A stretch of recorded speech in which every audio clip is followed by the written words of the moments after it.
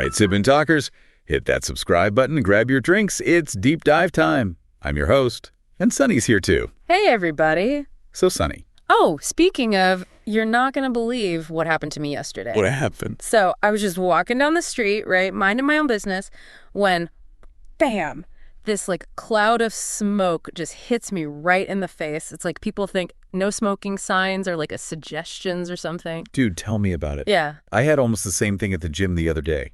Like, come on, we're here to like get healthy, not breathe in your like secondhand smoke. Makes you want to go on a total Micky rant. Right? Oh, speaking of Micky, did you guys see his latest video? The man went on a full-blown crusade against cigarettes. Oh, he did? It was amazing. Yeah. He even compared the smell to, well, we can't say it on the air. No, we can't repeat that visual, but it was pretty funny. But it really got us thinking here at Sip and Talk, like, could there ever be a legitimate reason to smoke? I mean, we all know the health risks are crazy, but is there any argument that, like, actually makes sense? Yeah, for real. So today, for you, dear listener, and maybe even for Micky's sanity, we're going deep into the world of smoking. Buckle up. Let's start with some of Micky's biggest complaints. Obviously, he can't stand the smell, but he also gets really frustrated with the secondhand smoke and the litter. He was talking about how even in like designated non-smoking areas in Taiwan, people just light up anyway. Yeah, he kept talking about his time in the military and how everybody just smoked all the time. Like it was some kind of weird bonding thing. Passes cigarettes, tells war stories, the whole 9 yards. It's kind of messed up when you think about it, right? Yeah, totally. And you know what's funny? Micky's always comparing smoking to drinking. He says, at least when you drink, you're only hurting yourself. Which coming from like the whiskey connoisseur himself, Mickytolife. The irony is not lost on us. Yeah.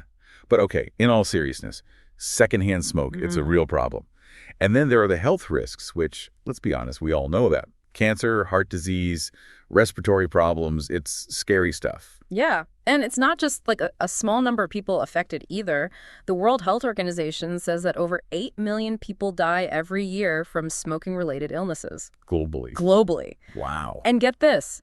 In Taiwan, that's one person every 25 minutes. Crazy. That is wild. It is. And on top of that, it's not just the health impact. We're talking about the long-term financial burden, too.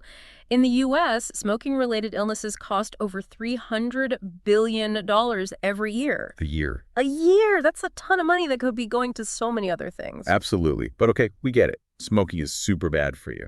So why do people still do it? Is it just the addiction or is there something more to it? Right. Well, you know, for some people, a cigarette can be a quick way to de-stress. Yeah. Nicotine, it releases dopamine in your brain, right? And dopamine's the feel-good chemical. Yeah. So when you're stressed out, it's easy to see why someone might reach for a cigarette. Okay, that makes sense. But that dopamine rush doesn't last forever, and then you're just stuck with the addiction. Totally. The World Health Organization actually talks about how nicotine addiction is like a double whammy. How so? It's this super powerful combo of physical and psychological dependence. Like, your body craves the nicotine, but your mind also tells you that you need it to cope with stuff. It's a really hard cycle to break. So it's not just physical? Not at all. It's both. Okay. So we've got stress relief as one possible reason. What else? Okay, so we can't forget about the whole social side of smoking. The social side. Yeah, like for some people, smoking areas almost become these like hubs where they hang out and connect with others. Kind of strange, but you got to think about it. They're all out there sharing the same habit, maybe even struggling with the same things. It can create a sense of community. I guess. Kind of like that whole misery loves company thing. Yeah, kind of like that. And there was actually this study in The Lancet that linked smoking to like ideas about masculinity in some cultures. So it's not even just about the nicotine. It's about fitting in, being part of a group. Interesting. So we've got stress relief, the social aspect. What about just good old habit? Oh, yeah, totally. Once that habit's ingrained, it's like trying to move a mountain to break it. Yeah. The CDC says that 68% of smokers want to quit, but only 7.5% actually do. Whoa. That's how powerful habit can be. Yeah, I guess it's kind of like brushing your teeth. You just do it without even thinking. Right. Except, you know, one is good for you and the other, well, not so much. Oh. And before I forget, we got to talk about this one. The whole smoking makes you more creative thing. Wait, for real. People think that. Like all those famous writers. Right. Hemingway, Kerouac. I mean, I guess it kind of fits that whole tortured artist image. Don't give Micky any ideas. He might explode. True. But is there any truth to that? Nope, not according to science. There's actually zero evidence that smoking makes you more creative. Honestly, it probably just makes you jittery and anxious, which isn't exactly helpful when you're trying to, like, create something. Good point. So we've got a few reasons why people might smoke, but here's the big question. Do any of these arguments outweigh the obvious downsides? We're talking serious health risks, financial stress, the impact on everyone around you. It's a lot. I mean, on one hand, you've got the personal choice side of things, right? Yeah. It's your body. You should be able to decide what you do with it. Exactly. Plus, there's the whole economic angle too, right? The tobacco industry is massive. It creates jobs, brings in tons of tax revenue. Especially for some developing countries, it's a big chunk of their economy. Yeah, that's true. But then you start thinking, is that a good enough reason to excuse something that's so harmful? Doesn't that kind of feel like a slippery slope argument? Yeah, I see what you mean. Yeah. And when you add in the costs of treating smoking-related illnesses, those economic benefits don't seem so great anymore. Exactly. And let's not forget about secondhand smoke and thirdhand smoke. That's when the whole personal choice argument really falls apart. You're not just affecting yourself, you're putting other people at risk, especially children. They're way more sensitive to the dangers of secondhand smoke. Oh yeah, and thirdhand smoke, that's the stuff that sticks around on surfaces even after the cigarette's out. Right? Yeah, it's pretty scary stuff. It is. Okay, so the risks of smoking are no joke. But what about quitting? We know it's tough, but what are the benefits? Like, what can people look forward to? All right, so get this. Just 20 minutes after your last cigarette, your heart rate and blood pressure start to improve. Wait, seriously? Seriously. And after 5 years, your risk of lung cancer is cut in half. That's incredible. And it gets even better. After 15 years, your risk of heart disease is the same as someone who's never smoked. Talk about a health reset. Wow, and I bet you can finally taste food again. Plus, your clothes and breath won't stink anymore. Bonus. Right. It's a win-win. Yeah. But let's be real, quitting is super hard. It is. But you don't have to go through it alone. We've got quit lines, pharmacies, and community groups that can offer help. And often, professional help is the way to go. Okay, good to know. So don't be afraid to ask for help if you need it. Okay, so we're back. Drinks are refilled. Ready to tackle the second half of this smoky situation. It's wild how, smoking is so ingrained in certain cultures. It's not just a habit. It's part of their social rituals, their sense of, who they are. It's even woven into their economy. Right, like Micky was talking about in the military. Yeah. Passing around cigarettes like a peace pipe or something. It really makes you think about, how complex this whole thing really is. We can't just focus on the individual smoker. We got to understand the bigger picture. All the, cultural and societal things that keep smoking so prevalent. So it's not just about willpower. There are all these outside forces that make quitting even harder. Exactly. Think about it. In tons of countries, the tobacco industry gets huge subsidies. They have these powerful lobbies, these clever marketing campaigns targeting certain groups. It's almost like the system's designed to keep people hooked. And then you've got the whole addiction piece. Remember, 68% of smokers want to quit, but only a tiny fraction actually manage to. It's crazy how strong those cravings are. It's wild, right? Nicotine, it literally hijacks your brain, makes you think you need it to function. So quitting isn't just about breaking a bad habit. It's about overcoming a deep-seated physical and psychological dependence. No wonder those quit lines and support groups are so important. People need help getting through those first few days and weeks, all those intense cravings that make you want to give in. Totally. It's not just willpower. It's about having the right strategies, knowing what your triggers are, figuring out how to deal with those tough moments. Let's be real, cold turkey hardly ever works. True. But luckily there are medications that can help, right? Like those nicotine patches, the gum. Yeah. You see ads for that stuff everywhere. Yeah. Those can be super effective in easing the withdrawal symptoms, helping people slowly wean themselves off nicotine. And sometimes doctors will even prescribe other meds, things that target the cravings directly or help with mood swings that often come with quitting. So it's about finding what works for each person. No one-size-fits-all approach. Exactly. Quitting smoking is a personal journey. What works for you might not work for someone else. It's all about finding the right combination of support, strategies, whatever you need to help reach your goal. Speaking of goals, what about those awesome benefits of quitting? It's inspiring to know your body can recover even after years of smoking. Absolutely. And the craziest thing is how quickly your body starts to bounce back. And then there are all those long-term perks, like way lower risk of cancer or heart disease. It's like your body's giving you a high five for ditching the cigs. Totally. Right. And it's not just physical health. There are mental and emotional benefits, too. A lot of people who quit smoking say they're way less anxious, have more energy. They just feel better overall. Plus, think of all that money you save. Oh, yeah. No more spending a fortune on packs of cigarettes. You could travel, buy new clothes, maybe even treat yourself to some fancy whiskey with Micky.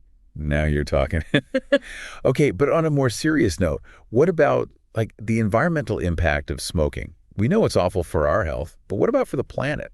Yeah, it's a huge problem. Cigarette butts are one of the most common forms of litter around the world, and they don't biodegrade. It takes forever for them to break down, and all that time, they're just leaching harmful chemicals into the soil and water. It's crazy to think that something so small can have such a big impact on the environment. I mean, each cigarette butt might seem insignificant, but like multiply that by billions of smokers all over the world. And yeah, it's a little terrifying. Yeah, for sure. And it's not just the butts themselves, it's the entire production process. Growing the tobacco, making and packaging the cigarettes, it's super resource intensive and generates tons of waste. Not to mention all the deforestation, right? Like huge areas of land are cleared just to grow tobacco, which means habitat loss, soil erosion, and it all contributes to climate change. It's like this awful cycle. You're hurting your health, polluting the environment, and adding to this problem that will affect, generations to come. It's pretty bleak. It is. It is. But the good news is that more and more people are becoming aware of how bad smoking is for them, A&D, for the planet. And with awareness, well, that's when things can start to change, right? Totally. Like with any problem, the first step is just recognizing it. Once you do that, you can start brainstorming solutions. Okay, so we talked about health risks, the social and cultural aspects, environmental stuff. What's the main takeaway for our listeners? The biggest thing is that quitting smoking is one of the best things you could do for yourself, for the people you care about, for the planet. It's hard, but it's so worth it. And remember, you're not in this alone. There are tons of resources out there, people who get what you're going through, and strategies to help you succeed. Exactly. So if you're thinking about quitting, or even if you're just curious about the benefits, reach out, do some research, find the support you need. You won't regret it. You know what I keep wondering? If smoking is so clearly harmful, why is it even legal? I mean, we ban other stuff that's bad for you. Why not cigarettes? That is a great question. It's complicated. There's a whole long history there. But what's interesting is that, the whole regulatory scene is constantly changing. More and more countries are coming up with stricter laws around smoking, higher taxes, even plain packaging. Yeah, like Micky was talking about Australia. Apparently cigarettes there are ridiculously expensive. Like a pack costs a fortune. For real? Yeah. Wow. It's all part of this plan to make smoking less appealing, especially to younger people. Makes sense. And you see similar things happening in other countries, too. So it's kind of a gradual thing, right? Yeah. Making smoking harder to get, less appealing, and hopefully less common over time. Exactly. But it's a slow process, and obviously there's a lot of pushback from the tobacco industry. Of course. I mean, they've got a ton of money and power, and they use that to fight back against any changes. It's like this constant tug of war. On one side, you've got the folks who are all about public health, pushing for tighter restrictions. And on the other side, you've got big tobacco trying to protect their profits. Yeah. It's a battle that's been going on for decades. It really has. But I think the tide is starting to turn, don't you think? More and more people are waking up to how dangerous smoking really is. I think so. And that's where movements like, even Micky's rant come in. Yeah. It's about raising awareness, sharing stories, and changing the whole narrative around smoking. It's like a domino effect, right? Yeah. One person speaks out, then another, and another, and before you know it, you've got a whole movement happening. Exactly. And those collective voices, those can be super powerful when it comes to pushing for policy changes and creating real lasting change. So it's not just about governments and regulations. It's also about everyday people speaking up. We need both. Okay, so we got to talk about e-cigarettes. Oh. They've gotten super popular, but there's still a lot of debate about whether they're actually safer than regular cigarettes. Right, are they a good way to help people quit, or are they just getting a whole new generation hooked on nicotine? That's the big question. And honestly, we don't have a solid answer yet. There's a ton of research being done, but we need more info to really understand the long-term effects of vaping. So we're kind of in this weird gray area. Mm-hmm. We know e-cigs are probably less harmful than traditional cigarettes, but we don't really know all the risks yet. Exactly. Which makes it really hard to come up with effective rules and regulations, right? I mean, how do you make policies about something when you don't even know everything about it? It's got to be a tough job for the people trying to figure that out. Totally. They want to encourage smokers to switch to something that might be safer, but they also don't want a whole new wave of people addicted to nicotine. It's like walking a tightrope. It is. Okay, how about we take a little sip break, gather our thoughts. We'll be back in a sec to wrap up this deep dive and chat about some ways we might be able to solve this whole smoking thing. Okay, Sip and Talkers, we're back. Time to, brainstorm some solutions to this whole smoking situation. Well, we already mentioned stricter rules and, higher taxes. Yeah. Those seem like obvious places to start, right? Really. Make those cigarettes so expensive, people will think twice before lighting up. Hit them where it hurts. Their wallets. That's what those, sin taxes are all about, right? Yeah. Make the product pricier, discourage people from buying it. Exactly. And then you use the extra money for public health programs and anti-smoking campaigns. It's a win-win. Fewer smokers plus more resources to help people quit. 2 birds, 1 stone. Or 2 lungs, 1 tax. There you go. Okay. But seriously, higher taxes can be effective. But we got to think about the downsides, too. What if those taxes get so high they create, a black market for cheaper cigarettes? Yeah, that's a good point. Could actually make the problem worse. It's like prohibition, right? People always find a way to get what they want, even if it means breaking the rules. Exactly. Yeah. So it's going to be that sweet spot, Taxes high enough to deter smokers, but not so high it just pushes them to the black market. Balance is key. And it's not just about taxes and regulations either. We need to talk about education and, raising awareness, too. Right. Like those graphic warning labels on packs of cigarettes. Oh, my gosh. Those are intense. I know. They definitely get your attention. But they work. You can't ignore them. Yeah, they really force you to face what you're doing to yourself. And it's not about scaring people. It's about giving them the facts, the risks, the benefits of quitting, all of it. Right. Knowledge is power. Give people the info. Let them decide for themselves. Exactly. And that education, it needs to start early. We got to reach kids before they even consider picking up a cigarette. Absolutely. Prevention is super important. Teach them about the dangers young. Maybe they'll never even be tempted to try it. Yeah. I bet Micky could really help with that. He's got a ton of young followers, right? Oh, totally. Imagine if he used his platform to spread the word about, not smoking. You'd be like a superhero. Captain Nicotine Free. Haha, yes. Okay, so we've got taxes, regulations, education. What else is there? Well, one area that seems promising is harm reduction. Harm reduction. What's that? So basically, it means accepting that some people are going to keep smoking and trying to figure out ways to minimize the damage they do to themselves and to others. Oh, so designated smoking areas. Yeah, that's part of it. Okay. But it's also about promoting less harmful alternatives. Instead of traditional cigarettes, maybe e-cigarettes or heated tobacco products. Oh, yeah, we talked about those. But we still don't know the whole story about them, right? Right, exactly. That's why we need more research, more data, so we can really understand the long-term effects, good or bad. So it's a work in progress. It is. But there's so much innovation happening. Scientists are coming up with new technologies and approaches all the time, things that could help people quit or at least reduce the harm. So there's hope for the future. Totally. The more we learn, the better equipped we are to find real solutions. Well, I think that's a great place to wrap up this deep dive. We covered a lot today. Micky's crusade against cigarettes, how addictive nicotine really is, the impact of smoking on the whole world, even some ideas for tackling this massive issue. I'm exhausted. But in a good way. It's always a trip to really dive into these important topics and learn new stuff. Totally. And a huge shout out to all our listeners for sending in your deep dive suggestions. Keep them coming. We love hearing what you're curious about. And if you're looking for something a bit lighter, don't forget about Micky. Head over to his channel, Mickyytolife. He's got some fantastic travel vlogs and whiskey reviews. You'll be entertained, guaranteed. Cheers to that. And until next time, stay curious, stay informed, and keep sipping and talking. Bye, everyone.